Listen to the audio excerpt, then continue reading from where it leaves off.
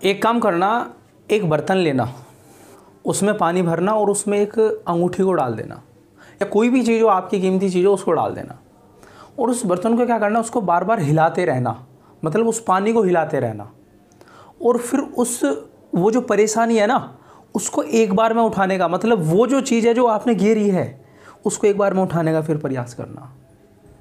पहली बात तो यह है कि जब हम उसको बार बार मारते रहेंगे तो फिर चीज़ें दिखाई नहीं देंगी, है ना।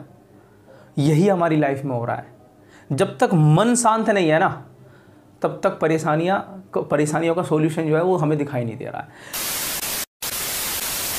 नमस्कार, मैं विष्णु राघव और आज हम थोड़ी सी चर्चा करेंगे कि कैसे हम अपने आप को संवारें। क्योंकि कभी एक समय था कि जब हम खुलकर जिया करते थे, खुलकर हंसा करते थे, खुलकर खेला करते थे, लेकिन आज देखो हम कितना ज़्यादा स्ट्रेस हम लेकर घूम रहे हैं। ये इसका सॉल्यूशन कहाँ पर है भाई? साधारण सी बात है, बाहर की परेशानियों का सॉल्यूशन बाहर मिलेगा और अंदर की परेशानियों का सॉल्यूशन अंदर मिलेगा। भाई साधारण सी एक पूरी बहुत क्लियर सी बात है कि जिस चीज़ को हम बाहर ढूंढ रहे हैं ना, कि मन की शांति के लिए। अभी मैं एक न्यूज़ पढ़ रहा था, एक व्यक्ति ने 52 शादियाँ की और अखबार में लिखा हुआ था कि मैं मन की शांति ढूंढ रहा था। देखो कैसी विचित्र घटना है। बाहर शांति नहीं है, शांति तो अंदर है। एक बार अंदर की तरफ चलो, आंखें बंद करके तसल्ली से बैठो और एक बार खोजने का प्रयास करो कि मैं हूं कौन। जब तक चीज़ें हमें अंदर स्थिर नहीं हो जाएंगी ना, जैसे मैंने बताया ना, वो पानी जब तक शांत नहीं हो जाएगा ना, पानी का मतलब है ये जो परेशानियां है ना, तो वो जब तक शांत नहीं हो जाएंगी तो वो जो हमने चीज़ें अंदर डाली थी, वो जो कीमती चीज़ अंदर डाली थी, वो सॉल्यूशन है। उसी के पीछे दुनिया घूम रही है। और जब तक ये शांत नहीं हो जाएगा तब तक सॉल्यूशन कैसे मिलेगा मेरे भाई? सॉल्यूशन ढूंढना है तो शांत होना पड़ेगा। शांत नहीं हो पा रहे तो उसके लिए कुछ काम करिए, उस पर थोड़ा सा वर्क कीजिए। सुबह जल्दी उठिए, प्रकृति को देखिए, एकांत में थोड़ा सा रहने का प्रयास करें। हम एकांत से इतना ज़्यादा डरे हुए हैं क्योंकि बचपन से कुछ तो हमारे घर वाले हमें डरा कर रखते हैं। अरे अकेले में मत जाना, अकेले में भूत है। वो एक्चुअल में भूत है क्या, अब समझ में आया। भूत है जब हम अकेले में जाते हैं तो हमें अपना ही जो अपना रूप है ना, जो हम अंदर से जो बेकार हुए पड़े हैं, वही हम उसको देख रहे हैं। और उसे देखने के लिए एक शक्ति चाहिए, एक क्षमता चाहिए।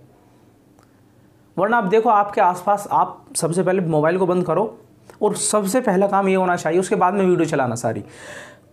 सबसे पहले मोबाइल को बंद करने के बाद अपने आसपास देखो कितने लोग अपने आप से बात कर पा रहे हैं, अपने आप को ढूंढ पा रहे हैं। ये जो हमें साधु सन्यासी जो लोग मिलते हैं ना कि ये बेकार हैं, कुछ लोग तो मैं अक्सर ये देखता हूँ कि साधु सन्यासी अरे बेकार हैं, ये तो बाबा लोग हैं, ये तो, लेकिन वास्तव में सही अर्थ तो ही नहीं पड़ा। लेकिन वास्तविक संत होना चाहिए। एक संत की बुद्धि ऐसी होती है, बड़ी स्थिर होती है। कैसी होती है? मतलब इतनी संतुष्टि भरी हुई होती है उनके अंदर, बेहद कूट कूट कर। जैसे एक बार की घटना है, एक बार सिकंदर क्या है कि एक फ़कीर के सामने आया। फ़कीर क्या है, धूप में पैर करके, फेस को करके लेटा हुआ था, ठंडों के दिन थे। तो सिकंदर ने कहा कि तुम्हारी कोई इच्छा है जिसे तुम पूरा कराना चाह रहे हो? फ़कीर ने कहा कि हाँ इच्छा है। तो क्या इच्छा है? आगे से हट जा, धूप आने दे, बस ये इच्छा है। सिकंदर चौंक गया एकदम। ये कैसी स्थिरता है? अगर ये आज मुझसे कोई भी राज्य मांग लेता, यदि आप मुझसे कुछ भी मांग लेते ना, तो मैं आज आपको दे देता। लेकिन ये क्या कि मुझे चाहिए ही नहीं, क्योंकि सारा खजाना उनके पास है। वास्तव में आपके पास कुछ भी चीज़ है, आप कितने भी पैसे वाले, वो चीज़ें मायने नहीं रखते, लेकिन आप कितने अंदर से शांत हैं वो बेहद मैटर करता है। एक जो इन चीज़ों में फंसा हुआ है ना, फंसा हुआ तो मैं इस वजह से बोल रहा हूँ क्योंकि ये हमें स्ट्रेस दे रही हैं चीज़ें, और जो चीज़ हमें स्ट्रेस दे उसमें ये समझो कि हम फंसी रहे। उसका सॉल्यूशन हमें ढूंढना पड़ेगा। यदि हम सॉल्यूशन नहीं ढूंढ पाए ना तो फिर सब चीज़ें बेकार हैं। हम इन चीज़ों में फंसे हुए हैं कि मेरी अच्छी नौकरी लगने के बाद भी यदि आप शांत नहीं हो पाए तो उस नौकरी का कोई बेनिफिट नहीं है, फिर बेकार हो गई। जो आपको शांत ही ना कर पाई तो फिर फ़ायदा क्या? कोई भी काम करें मन की शांति के साथ करें दोस्त। माइंड पर ज़रूर काम करें।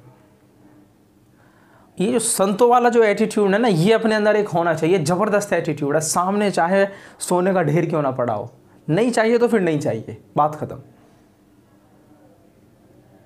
कोई आदत लगी हुई है, छोड़ दी तो फिर छोड़ दी, बात खत्म। कहाँ हम उन चीज़ों में उलझे हुए हैं, बस उन चीज़ों में उलझे हुए हैं कि ये चीज़ मुझे मिल जाए। जब वो मिल जाती है तो फिर लड़ाई झगड़े। देखो जैसे मान लीजिए हम किसी के साथ रिलेशनशिप में जाना चाहते हैं, कहाँ तो हम उसके पीछे दौड़ रहे हैं और हमें ये लग भी रहा है कि हाँ जब वो लड़की मिल जाएगी या फिर हमारी इससे शादी हो जाएगी तो हमें संतुष्टि मिल जाएगी। लेकिन फिर जब वो मिल जाती है या फिर उससे शादी हो जाती है, फिर लड़ाई झगड़े स्टार्ट हो गए।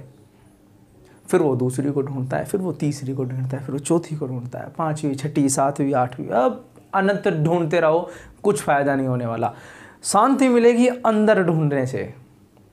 एक बार अपने अंदर के पानी को, अपनी परेशानी को शांत तो करो। वो जो चीज़ हमने डाली थी वो एक बार स्पष्ट दिखाई तो दे, फिर हम उसको तसल्ली से आराम से उठा सकते हैं। आइए एक बार एक पहल करते हैं कि एक बार अपने मन को एकदम शांत करें। जैसे अंगारे पर आग, उस पर कोई अंगारा हो, उस पर राख आ जाती है ना, और उस पर एक बार कोई फूंक मार दे तो तुरंत धधक उठता है, तुरंत उसकी जो लालीपन है तुरंत दिखाई देने लगती है। इसी तरीके से हमारे अंदर ही आजकल शांति हो रही है। शांति तो तब तक है जब तक कोई उसमें फूंक नहीं मार रहा, और जैसे ही फूंक लगती है तुरंत हम गुस्सा हो उठते हैं। इस चीज़ को ही शांत करना है बस। यदि हम इस चीज़ के मास्टर बन गए तो यू कैन अचीव एवरीथिंग।